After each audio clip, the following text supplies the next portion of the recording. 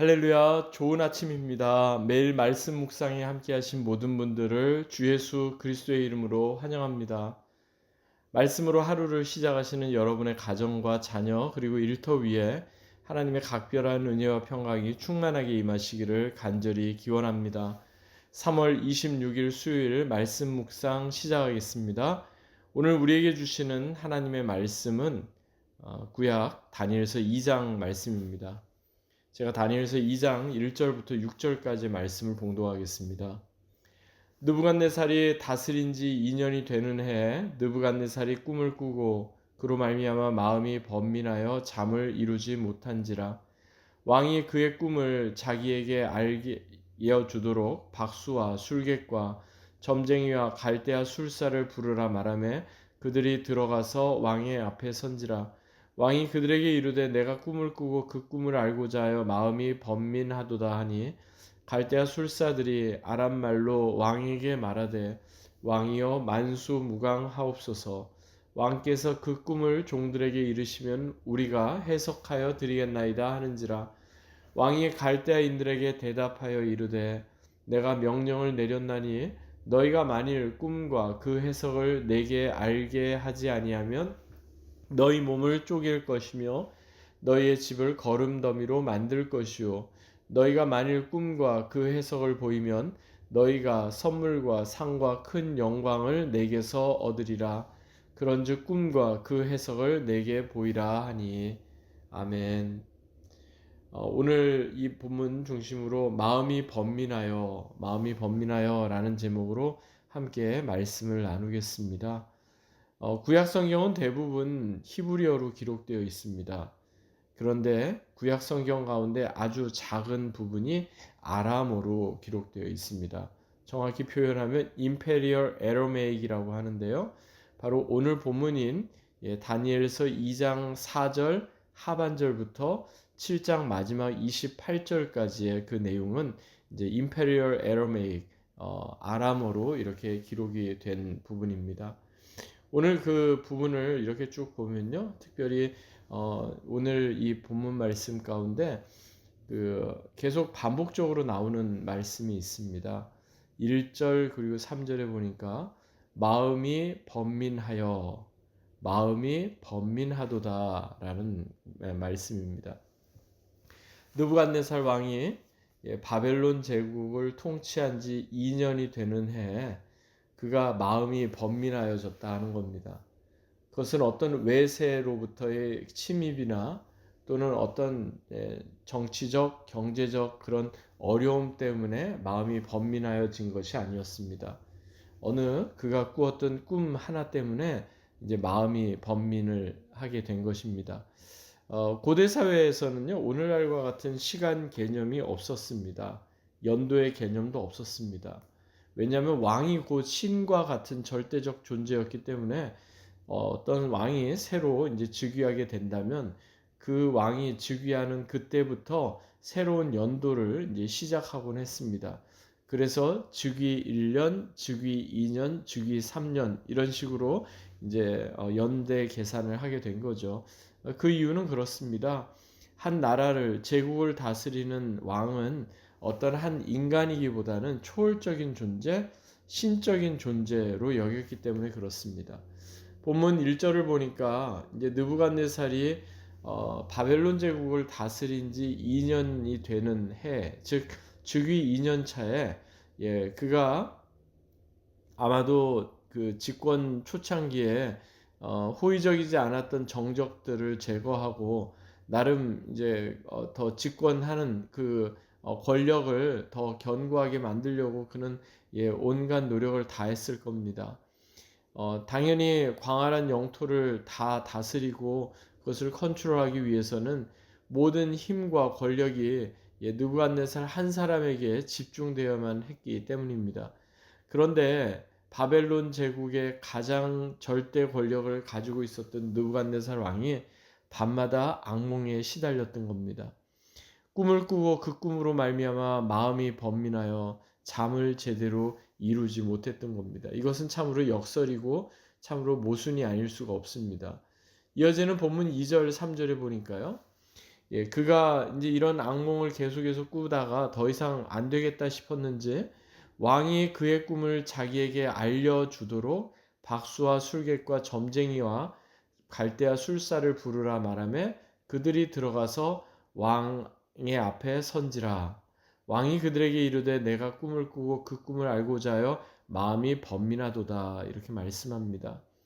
뭐 악몽 좀 꿨다고 해서 꿈이 좀 안 좋다고 해서 이렇게 야단 법석을 친단 말인가 이런 생각이 들 수도 있지만요.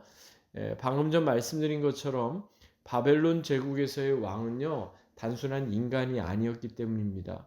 바벨론 제국의 왕은 절대자, 즉 신과 연결된 자, 신의 반열에 거의 부합하는 그런 특별한 존재였기 때문에 그거를 통해서 무엇인가 어떤 꿈이나 환상을 통해서 신은 분명히 계시한다. 사람들은 그렇게 믿었던 거죠.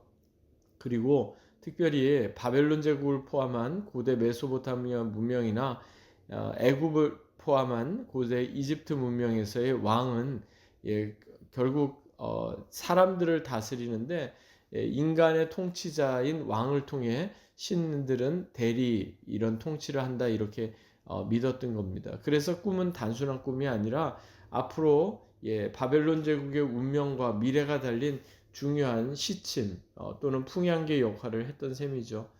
오늘 본문 묵상하면서 떠올랐던 한 가지 사건이 있었습니다. 바로 창세기 41장에 나오는 애굽왕 바로가 꾸었던 꿈에 대한 이야기입니다. 애굽왕 바로도 하루는 꿈을 꾸고 그것으로 인해서 큰 번민에 휩싸이지 않았습니까? 그래서 그 꿈을 해석할 사람을 애굽 곳곳에 사람들을 찾았지만 애굽왕 바로의 그 꿈을 제대로 해석할 사람을 찾지 못했습니다. 그러다가 이제 복직을 했던 술 맡은 관원장이 과거 자신과 함께 옥에 갇혔던 요셉이라는 젊은이를 떠올립니다. 그러면서 나와 그가 하룻밤에 꿈을 꾼즉 각기 징조가 있는 꿈이라 이제 그렇게 고백을 했던 것을 보게 됩니다. 그런데 오늘 본문과 창세기 41장에 나오는 애굽왕 바로의 그 꿈 이야기에 차이점이 있다면요. 애굽왕 바로는 그래도 무슨 꿈을 꿨는지 그 꿈의 내용은 설명을 하고 그에 대한 해석을 요구를 한데 반하여 오늘 본문에서 느부갓네살 왕은 그가 꾼 꿈의 내용조차도 기억을 못하지만 그러나 그 꿈이 좋지 않은 꿈이니 꿈의 내용을 알려주고 또한 그 꿈에 대한 해석도 내놓으라고 이렇게 이야기하고 있는 겁니다. 아이러니하게도 지금 느부갓네살은 깊은 번민과 불안과 두려움에 휩싸여 있는데 정작 자신이 꾸었던 꿈의 내용도 제대로 기억하지 못하고 있는 겁니다. 그래서 그는 바벨론 제국과 그가 통치하는 모든 식민지 그 아래 유명한 박수, 술객, 점쟁이 그리고 술사들을 한 자리에 불러 모읍니다. 그러면서 이야기하죠. 내가 꾼 꿈을 알고자 하여 마음이 번민하도다라고 말입니다. 근데 여러분 이것이 바로 우리 인간의 한계입니다. 무엇인가 내가 다 컨트롤할 수 있고 통치할 수 있고 내 뜻대로 모든 것을 다 움직일 수 있을 것 같은데 결코 내가 할 수 없는 그런 영역이 분명히 존재하는 겁니다. 갈대아 술사들 지금 바벨론의 느부갓네살 왕 앞에 섰던 당대 최고의 지혜자들이라고 할 수 있는 그들 마음이 어떠했을까요? 아마도 말도 안 된다 생각했을지 모르겠습니다.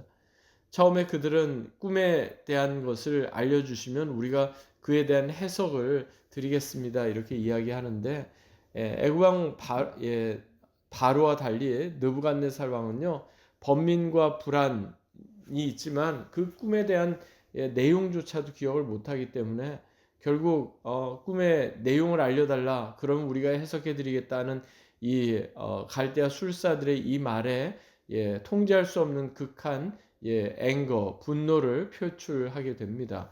그 내용이 5절과 6절에 나오는데요. 이렇게 말씀합니다. 왕이 갈대아인들에게 대답하여 이르되 내가 명령을 내렸나니 너희가 만일 꿈과 그 해석을 내게 알게 하지 아니하면 너희 몸을 쪼갤 것이며 너희의 집을 거름더미로 만들 것이요 너희가 만일 꿈과 그 해석을 보이면 너희가 선물과 상과 큰 영광을 내게서 얻으리라. 그런즉 꿈과 그 해석을 내게 보이라 하니. 여러분, 이것처럼 말도 안 되는 억지가 어디 있습니까? 정작 꿈을 꾼 본인도 당사자도 기억 못하는 것을 어떻게 다른 사람이 알 수가 있고 어떻게 그 꿈을 해석해 놓을 수 있단 말입니까? 세상에 아무리 왕의 권력이 절대적이고 왕이 정말 대단한 그런 힘과 능력을 가지고 있다고 해도 아마도 오늘날로 따지면 갑질도 이런 갑질이 또 어디 있겠나 싶습니다. 그런데요, 오늘 본문에 나오는 이 느부갓네살 왕의 모습이 사실 하나님을 경외하지 않고 살아가는 오늘날 현대인들의 모습이기도 합니다. 모든 것을 자기가 원하는 대로 다 컨트롤하라고 모든 것을 다 이루고 성취했다고 스스로 자화자찬해도 현대인들은 여전히 불안해합니다. 여전히 피곤해합니다. 여전히 억울해합니다. 그리고 여전히 떨쳐낼 수 없는 두려움 가운데 살아갈 수밖에 없습니다. 이것이 바로 우리 인간의 한계인 것입니다. 누가복음 12장에 보면요, 예수님께서 어리석은 부자의 이야기를 하시죠. 그는 한치 앞에 어떤 일이 있을 것을 잘 몰랐고 그래서 스스로에게 이야기합니다. 창고를 더 크게 짓고 거기에 자기가 원하는 또 자기가 지금까지 얻은 모든 부와 이런 것들을 차곡차곡 쌓아 놓겠다라고 말입니다. 그러자 예수님께서 이 비유를 통해 하셨던 말씀은 뭡니까? 넉넉함, 어떤 물질과 손에 잡히는 소유의 넉넉함에 우리의 미래, 우리의 생명이 있는 게 아니다. 예수님은 그렇게 분명히 말씀하셨습니다.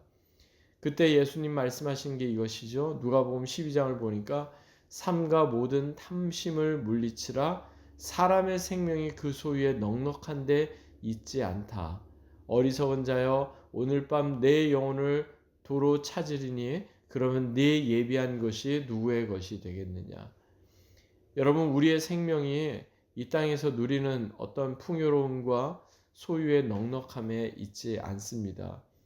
우리의 생명은 오직 생명의 근원 되신 살아계신 하나님과 연결될 때 그 생명이 참된 생명으로 거듭날 수가 있는 것입니다. 사랑하는 여러분, 때로는 우리가 예상하고 또 기대한 것과 다르게 염려되는 일이 있고 또 마음의 번민과 또 마음의 여러 가지 불안함과 또 두려움이 우리 가운데 엄습해 올 때가 있지만 그러나 그때마다 우리가 늘 기억해야 할 것은 우리의 힘과 능력이 아니라 바로 하나님께 모든 것이 달려있다. 그리고 하나님께 모든 것을 맡기고 의지해야 한다 하는 그 사실을 우리는 늘 기억해야 하겠습니다. 그래서 느부갓네살의 길을 걷는 자가 아니라 다니엘이 걸어갔던 길, 애굽왕 바로의 길이 아니라 요셉이 걸어갔던 그런 주님과 동행하며 그렇게 매일매일 주님 앞에 기억되는 시간으로 채워가시는 저와 여러분 되시기를 주의 이름으로 간절히 축원합니다. 기도하겠습니다. 참 좋으신 하나님, 은혜와 사랑에 감사드립니다. 때로는 우리 마음이 번민과 여러 가지 염려와 두려움 가운데 휩싸일 때도 있지만 주님, 우리 위에 하나님이 계시고 우리 안에 하나님의 말씀이 있고 무엇보다도 우리가 생명의 근원 되신 하나님과 연결되어 이 땅에서부터 하나님의 나라를 살아가는 자들임을 늘 기억하며 살게 하옵소서. 오늘 하루도 이 말씀 붙잡고 마음의 번민과 염려와 불안함을 주님께 내려놓고 오직 주의 말씀 붙잡고 승리하는 복된 하루가 되게 하옵소서. 감사드리며 존귀하신 주 예수 그리스도의 이름으로 간절히 기도하옵나이다. 아멘. 오늘도 주님께서 주시는 참된 평안과 은혜를 누리는 복된 하루 되시기 바랍니다. 주의 이름으로 축복합니다.